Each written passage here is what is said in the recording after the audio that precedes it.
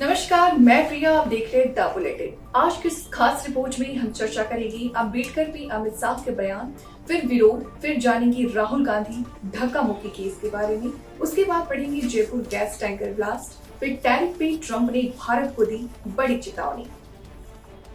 अब खबर विस्तार से।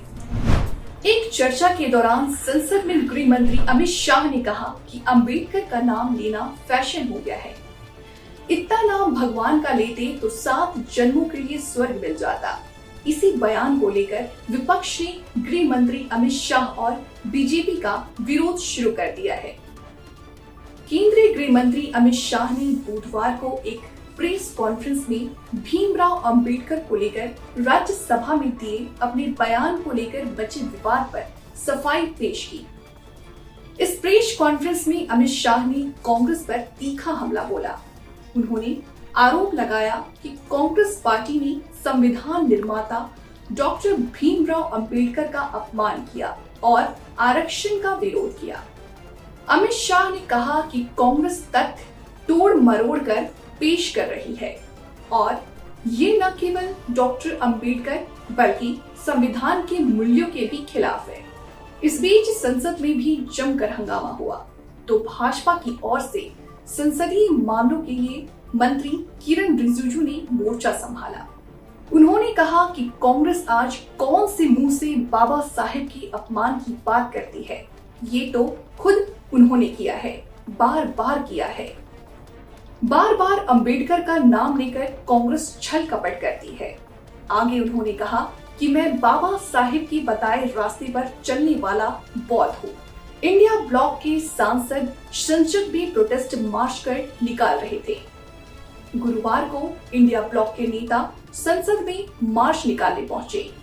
ये लोग अंबेडकर की प्रतिमा से लेकर मकर द्वारा प्रोटेस्ट मार्च निकाल रहे थे। इसी दौरान वहां धक्का मुक्की देखने को मिली, जिसमें बीजेपी सांसद प्रताप सारंगी और मुकेश राजपूत घायल हो गए। बीजेपी ने आरोप लगाया कि राहुल गांधी के धक्के के कारण दोनों सांसद घायल हुए हैं, जिसके शाम राहुल गांधी के खिलाफ 6 धाराओं में मामला दर्ज कर लिया गया। बीजेपी ने राहुल पर शारीरिक हमला और उकसाने का आरोप लगाते हुए शिकायत दर्ज कराई है। लोकसभा में गुरुवार को हुई धक्का मुक्की के बाद अब स्पीकर ओम बिरला ने निर्देश जारी किया है। इस निर्देश के मुताबिक किसी भी दल को संसद के किसी भी द्वार पर विरोध प्रदर्शन करने की इजाजत नहीं होगी। सांसदों के घायल होने के बाद स्पीकर ने ये फैसला लिया है। राजस्थान की राजधानी जयपुर के भांगरोटा में हुए भीषण हादसे ने लोगों को झकझोर दिया। रिपोर्ट के तैयार होने तक इस भीषण हादसे में 11 लोगों के जिंदा जलकर मरने की सूचना है। मौत के आंकड़ा और बढ़ने की आशंका है। 33 लोग अब भी गंभीर रूप से घायल हैं और उनका गहन इलाज जारी है। इस हादसे ने पूरे शहर को झकझोर कर रख दिया। सूरज निकलने से पहले ही हादसे की पूरी खबर ने लोगों की नींद उड़ा दी। हादसे में घायल होने वाले लोग किसी धर्म, किसी जात के हैं, किसी ने नहीं पूछा। मौके पर जिससे जो मदद बन पड़ा दौड़ते दिखा। ऐसा हो भी भला क्यों ना, इंसानियत के ऊपर भला कोई कैसे हो सकता है।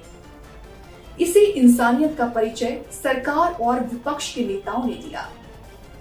इस आपदा से निपटने के लिए सब कंधे से कंधा मिलाए खड़ा होने को तैयार दिखे। अब जानते हैं कैसे हुआ ये हादसा।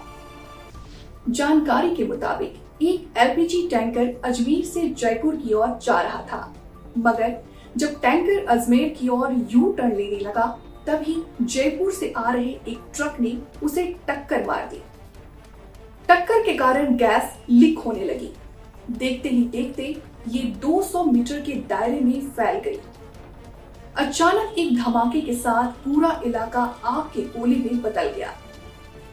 भीषण हादसे में 40 से अधिक वाहनों में आग लगी है। कई लोगों की मौके से भागने तक का समय नहीं मिला। एक स्लीपर बस भी आग की चपेट में आई है। 30 से अधिक एम्बुलेंस और दमकल के दर्जनों वाहन घटना स्थल पर पहुंचे और राहत एवं बचाव कार्य जारी किया। भीषण हादसे की वजह से हाईवे का करीब 300 मीटर लंबा हिस्सा प्रभावित हुआ है। फिलहाल हाईवे को बंद कर दिया गया है। हादसे के बाद भड़की आग करीब 1 किलोमीटर दूर से दिख रही थी। इधर पीएम मोदी और सीएम भजनलाल शर्मा ने जयपुर हादसे के पीड़ितों के लिए मुआवजे का ऐलान किया है। पीएम मोदी ने हर मृतक के परिजनों को प्रधानमंत्री राष्ट्रीय राहत कोष से 2 लाख रुपए और घायलों को 50-50 हजार रुपए देने की घोषणा की है। वहीं सीएम भजनलाल शर्मा ने मृतकों के परिवार को 5 लाख रुपए तथा घायलों को 1 लाख रुपए की आर्थिक सहायता राशि देने का निर्णय लिया है। भारतीय वाणिज्य मंत्रालय के वरिष्ठ अधिकारियों ने संकेत दिया है कि कुछ अमेरिकी उत्पादों जैसे पोर्क यानी सुअर का मांस और हाई एंड मेडिकल उपकरणों पर आयात शुल्क में कमी की जा सकती है। फिलहाल पोर्क पर भारत लगभग 45% टैरिफ लगाता है। इसके अलावा हार्ले डेविडसन जैसे लग्जरी मोटरसाइकिल्स और पेसमेकर जैसे चिकित्सा उपकरणों पर 25 से 60% तक के बीच टैरिफ को घटाने की संभावना पर विचार किया जा रहा है। भारत अमेरिका संबंधों को नई दिशा देने के लिए इस बार ट्रंप प्रशासन के साथ एक व्यापक समझौते की उम्मीद जताई जा रही है।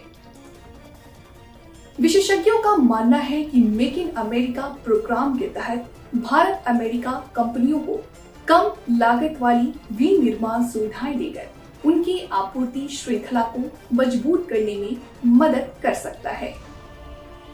डोनाल्ड ट्रंप के राष्ट्रपति बनने से पहले भारत ने व्यापार और निवेश के क्षेत्र में अहम रणनीतिक कदम उठाकर अपने इरादे स्पष्ट कर दिए हैं। इस कदम को ज्यादा तरजीह देना इसलिए भी जरूरी है क्योंकि अगर टैरिफ बढ़े तो भारत का व्यापार घाटा बढ़ने की संभावना भी बढ़ती रहेगी, जो कि बीते हुए वित्तीय वर्ष के मुकाबले बढ़ा है। फिलहाल इस रिपोर्ट में इतना ही। जल्द हाजिर होंगे एक नई रिपोर्ट के साथ। तब तक के लिए मुझे दीजिए इजाजत। नमस्कार। अमेरिका के होने वाले अगले राष्ट्रपति डोनाल्ड ट्रंप ने भारत पर रेसिप्रोकल टैक्स लगाने की धमकी दी है।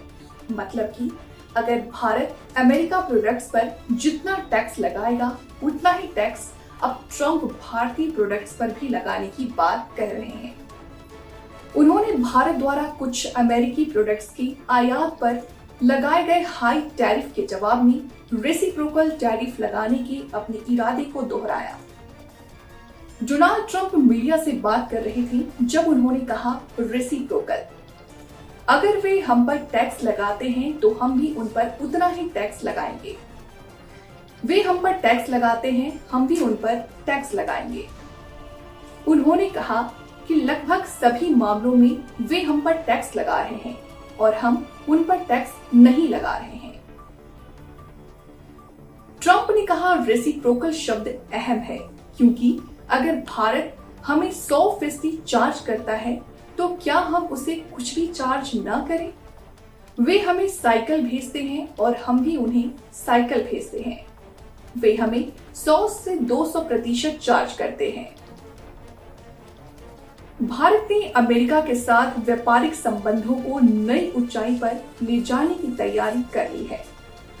ट्रंप के रेसिप्रोकल टैक्स की चुनौती का सामना करने और चीन के साथ व्यापारिक प्रतिस्पर्धा में बढ़त हासिल करने के लिए भारत ने एक मजबूत रणनीति तैयार की है।